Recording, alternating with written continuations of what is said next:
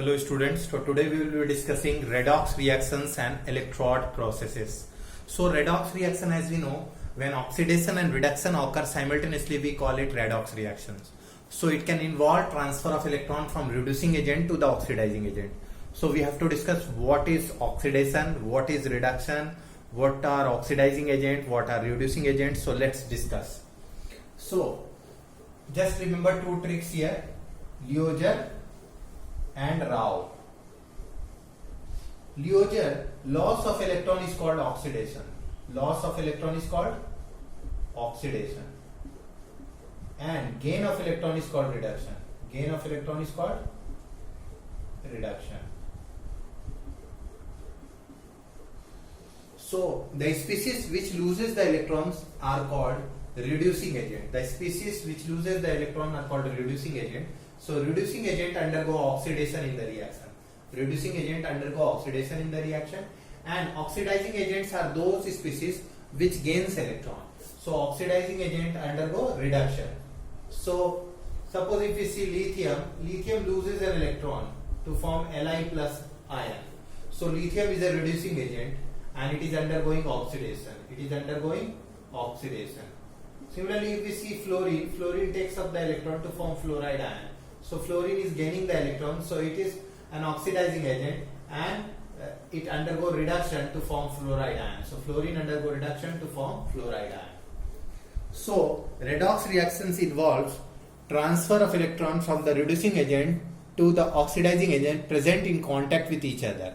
These are called direct redox reaction. These are called direct redox reaction. Suppose if we see zinc, zinc is losing 2 electrons, so zinc is undergoing oxidation. If we see copper 2 plus, it is gaining 2 electrons, so it is getting reduced. So copper 2 plus is getting reduced, so copper 2 plus has taken the electron, so that is reduction. Zinc has lost 2 electrons, that is oxidation. So oxidation and reduction reaction occur simultaneously.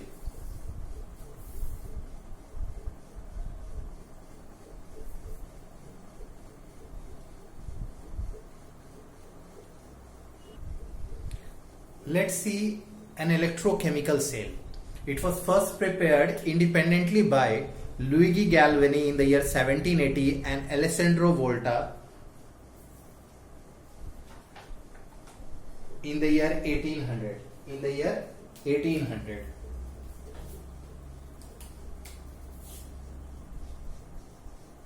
So zinc electrode is dipped in zinc sulfate solution in a electrolytic tank, and copper electrode is dipped in copper sulfate solution. The concentration of the electrolyte is 1 molar. The concentration of the electrolyte is 1 molar.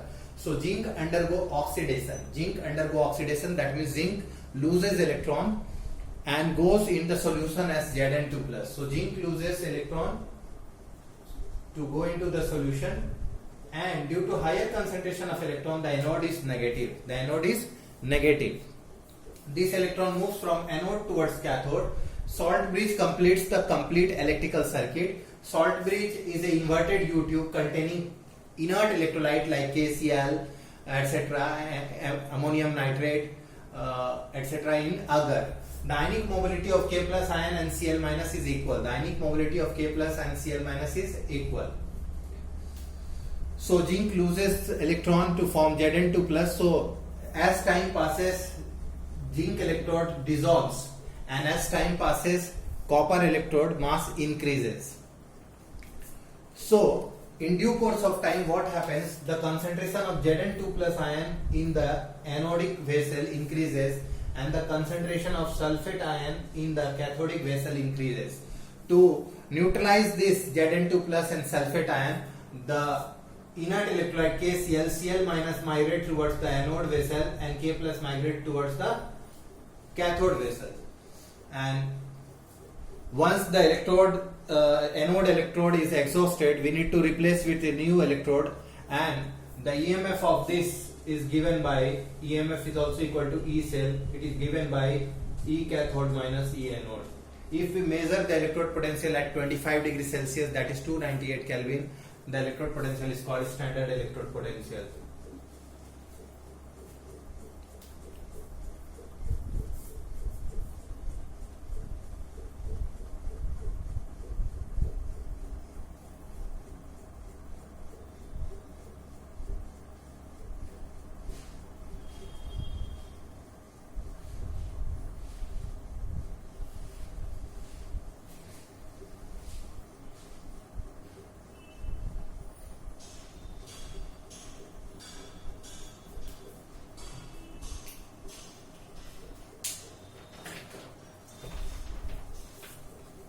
So zinc electrode loses electron to form Zn2 plus. Copper sulfate dissociates to form copper ion and sulfate ion. Copper ion picks up the electron to form copper metal, which get attached on the copper electrode.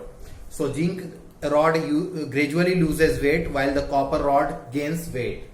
The concentration of zinc ion in ZnSO4 solution increases while that of copper ion in copper sulfate decreases. These are called half cells. And they remain electrically neutral. There is no evolution of heat during the process.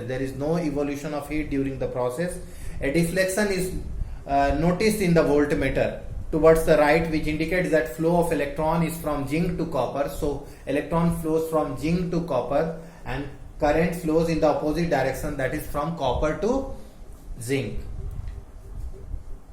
The reaction as well as the flow of electron stops after some time. If we calculate the EMF comes out to be 1.1 volt. The EMF comes out to be 1.1 volt. So with this electrochemical cell, the EMF comes out to be 1.1 volt.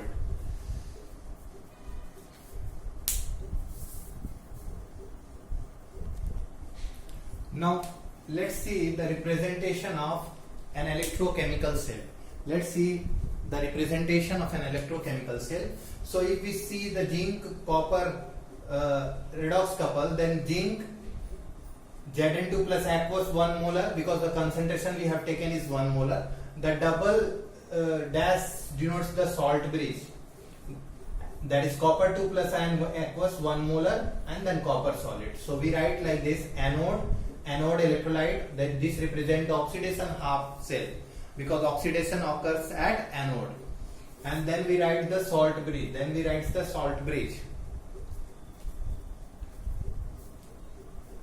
And then cathode electrolyte, cathode reduction half cells. So this way we represent an electrochemical cell.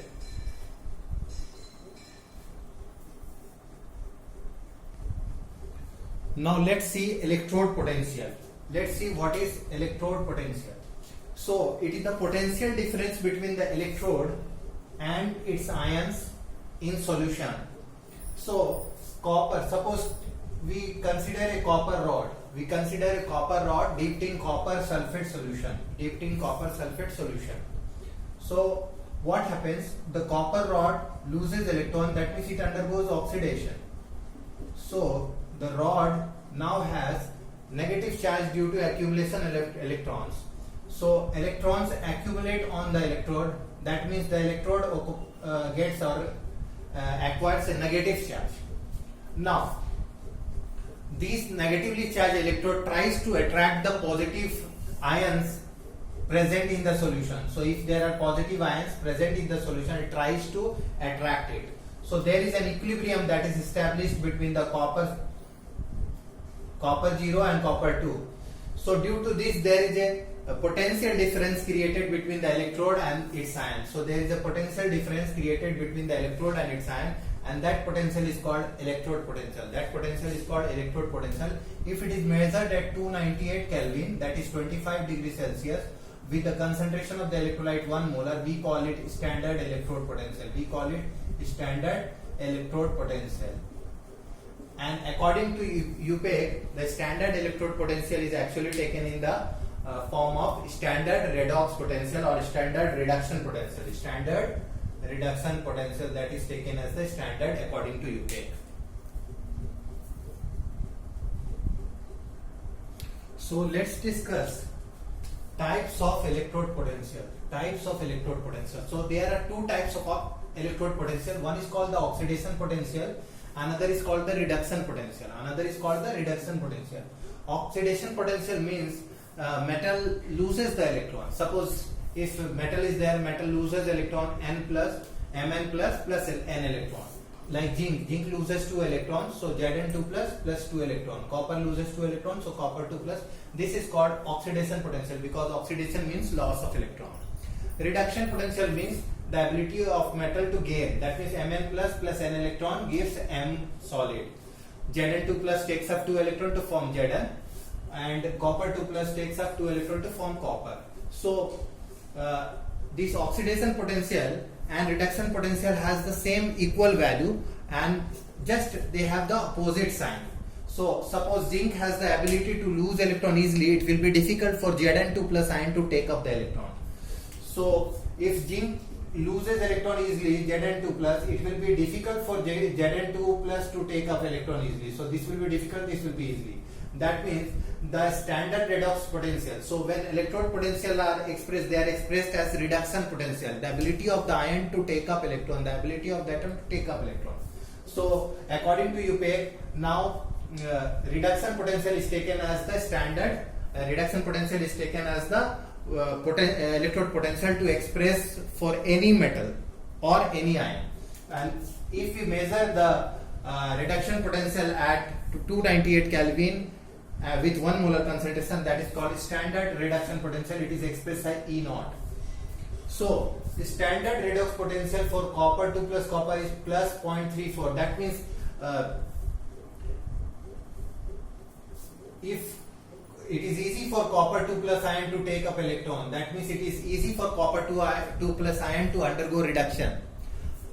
But it is difficult for copper to lose 2 electron. That means copper standard reduction potential is plus 0.34, whereas copper standard oxidation potential is minus 0.34 volt.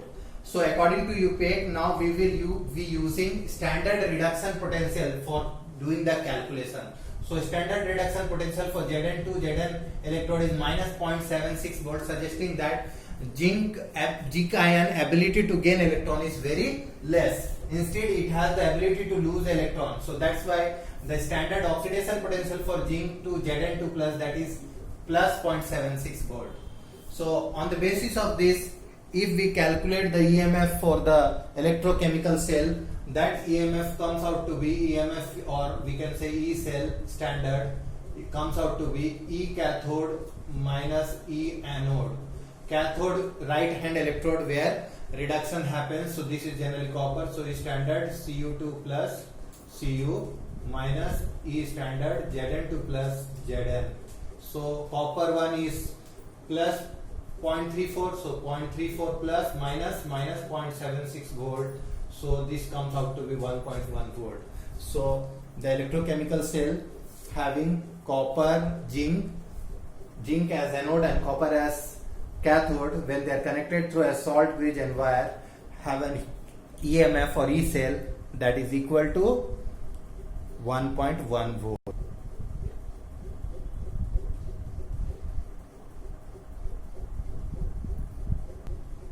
Measurement of standard electrode potential. The standard electrode potential of an electrode with its electrolyte in a half cell cannot be measured experimentally. The reason being, a half cell, whether oxidation or reduction half cell, cannot work of its own. The electron releasing or accepting tendency of an electrode is only relative and it is not absolute.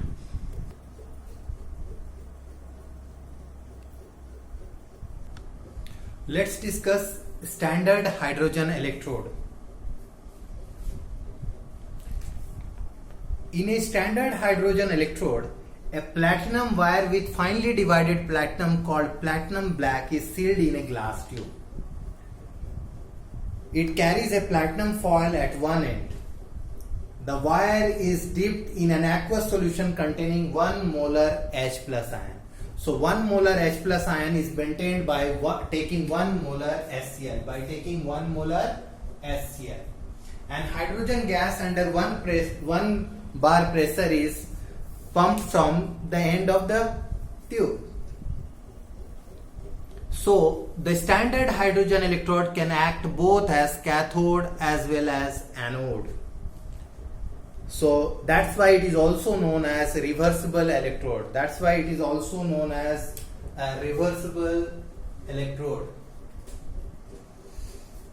So it can act as both cathode and anode.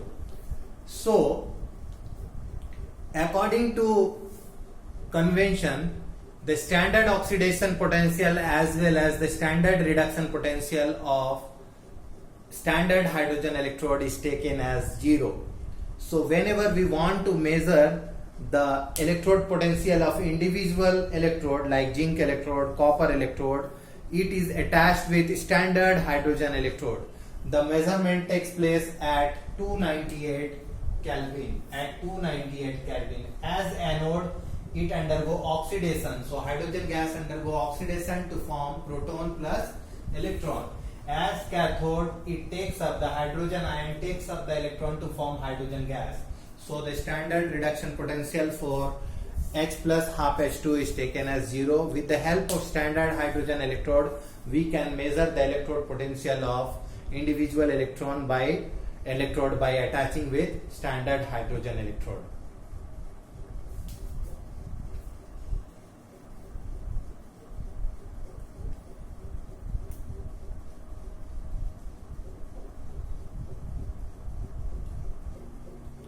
Let's discuss the measurement of standard electrode potential. So the standard electrode potential can be measured by taking the individual cell and connecting with the standard hydrogen electrode.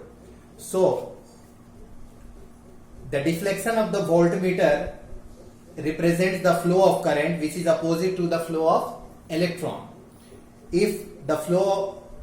If it is towards the metal electrode, this means that the flow of electron is towards the standard hydrogen electrode. So if we see how to measure the standard electrode potential of zinc electrode, then zinc is attached at the anode and standard hydrogen electrode is attached at the cathode, and they are connected through salt bridge. So the standard EMF or E cell of the system is given by E cathode minus E anode. So cathode is standard hydrogen electrode. Cathode is standard hydrogen electrode here. So it will be value will be 0, and anode zinc is placed. So that is E cell standard equal to 0 minus E cell anode, that is 0.76. The voltmeter reading gives 0.76 volt. So the standard electrode potential of anode, that is zinc electrode, is minus 0.76 volt. For copper electrode, E cell standard is given by E cathode standard minus E anode standard. So it is represented by H2 1 bar, H plus 1 molar concentration, salt bridge, copper 2 plus aqueous 1 molar to copper solid. So E cell standard equal to E cathode minus, here the standard hydrogen electrode is acting as anode. Here standard hydrogen electrode is acting as anode, therefore its electrode potential is 0. Therefore the standard electrode potential of cathode is equal to E cell, and the calculation of E cell gives 0.34. So this way we can find out the electrode potential of individual cell by attaching it with standard hydrogen electrode.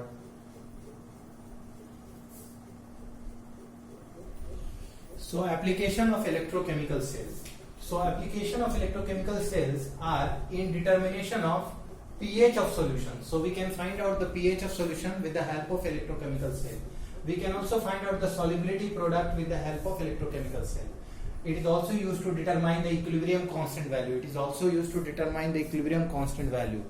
And it is also used for other thermodynamic property as well as for potentiometric titrations.